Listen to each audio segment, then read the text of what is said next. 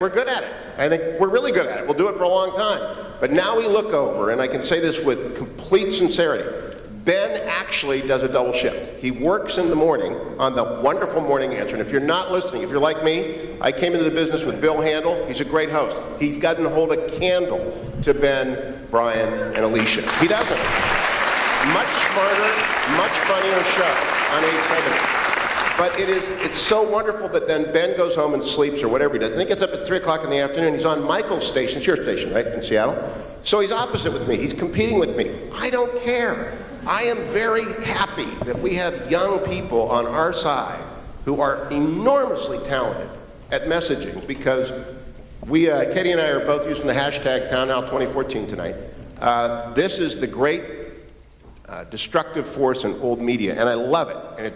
But we have the team, an A team of people who know how to use every bit of it, including, I'll turn over to Ben now, the old media like radio, which is ubiquitous and powerful.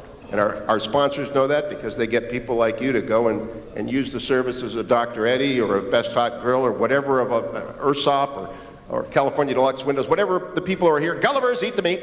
I know how to sell. But we've got people to pick up the baton, including Ben Shapiro.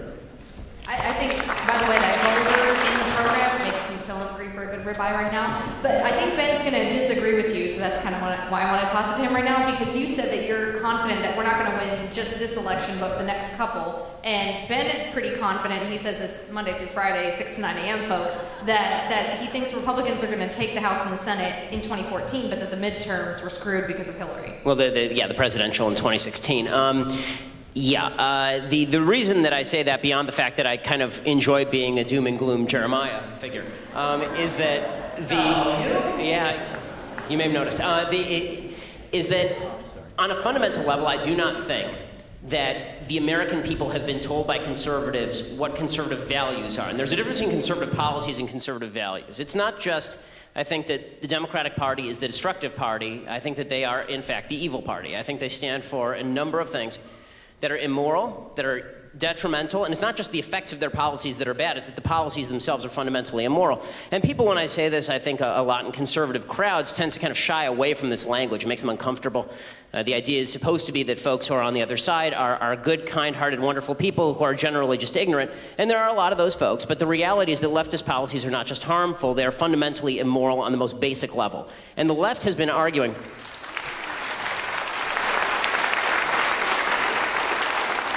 I don't think the practical argument works. I think the moral argument works. I think Mitt Romney made about as good a practical argument as you can possibly make, that Democrats suck at everything. And as you may have noticed, he's not sitting in the White House right now. Somebody who sucks at everything is.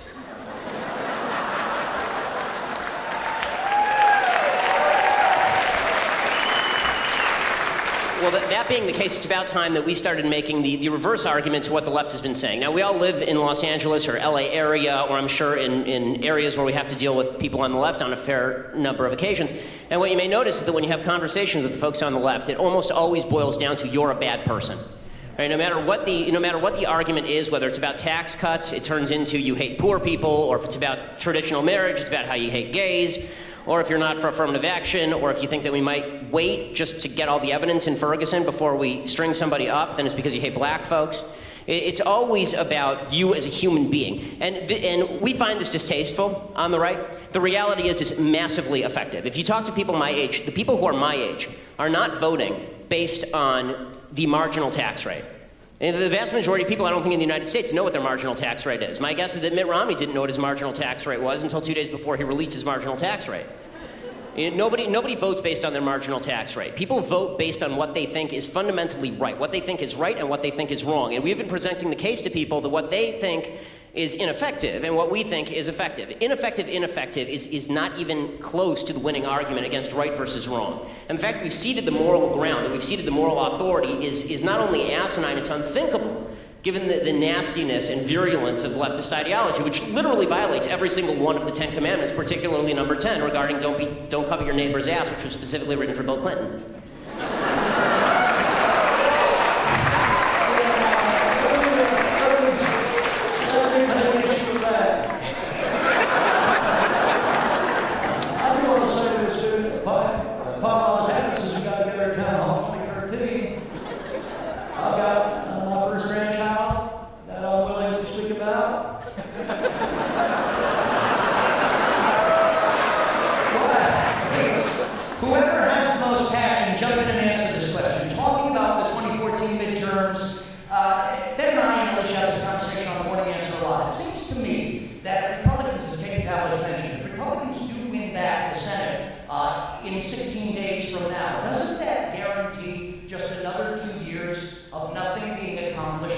some bipartisanship, or folks coming together and actually passing some legislation, getting along, and maybe doing some of the work of the American people, the business of the American people? No, if Harry Reid goes back to sitting in charge of the Senate as Senate Majority Leader, that guarantees more of that gridlock. One of the crazy things here is, how does anyone who's voting Democratic believe that keeping the arrangement of deck chairs on the ship of state right now exactly as it is going to produce a better result? It won't. One of the things that you can only hope for is, I am not one of those people. I do not believe that Barack Obama has a secret plan to wreck the country. I don't believe that Barack Obama is disloyal. I believe he is a typical, self-interested, narcissistic political hack, okay? People who believe that Barack Obama is some kind of undercover America hater, they have a higher opinion of him than I do.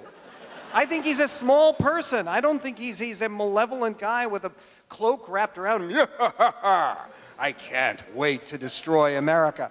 Okay, having said that, if you send a message to Barack Obama and send a very clear message, and Republicans win 8, 9, 10 seats, and then do what they have to do, which is to lay out a system of reforms, a system of changes that the president could agree to, or at least negotiate, then you can get things done. And there are a series of things that clearly the country needs, very, very urgently needs right now, with Europe collapsing, and collapsing precisely because of the overregulation and the overgrowth of government. I mean, just a small thing, the medical devices tax. The president has talked about, he's even entertained it. That will happen if Republicans take the Senate. And we will also get a lower corporate tax rate, which will be important for business. And we will also, as Dennis was saying, we will avoid doing a whole bunch of destructive stuff, which the president will no longer try to do. So all of a sudden, they'll have nothing to talk about unless they at least begin talking about doing something that is constructive. That will only happen if you vote for change, hope and change in this election, which means voting Republican. Katie. Well, Michael, I would respectfully disagree with you and say that when Barack Obama said he wanted to fundamentally transform America, that translates to destroy America through his policies. And I think we've seen a lot of that through Obamacare, through the medical device tax is one. It's destroyed the engineering sector of new medical devices. And that, in return, makes people live for not as long as they're living now because they don't have the medical devices they need. That means there's not as many jobs created. It means that companies are hiring less people because of that. I think that's a destruction that he put into place by transforming, what he said. I believed him when he said that. But on the issue of, moving forward, and as Brian says, not doing anything and having this gridlock, our system was set up for gridlock for a reason. The balance of power was set up in 3 ways so that there would be gridlock, so that when legislation actually got through, we didn't have people like Nancy Pelosi saying, oh, we have to pass it to see what's in it. The entire goal from the beginning was to talk about legislation extensively to the point where it was extremely painful, so that when it got to the end game and to the president's desk, that it was something that we thought was good for the country and that everybody understood and what it was going to accomplish. So I would argue that a do-nothing Congress is actually what the Founding Fathers intended for the country, not the opposite. Dennis, you look like you're pondering something. Oh, a lot, but I'll just confine it to one incredibly important and rarely mentioned point, because it's the third rail that neither party really wants to talk about much because it's afraid it might animate the opposition to vote, and that is the Supreme Court. If the Democrats retain control of the Senate and somebody retires, then because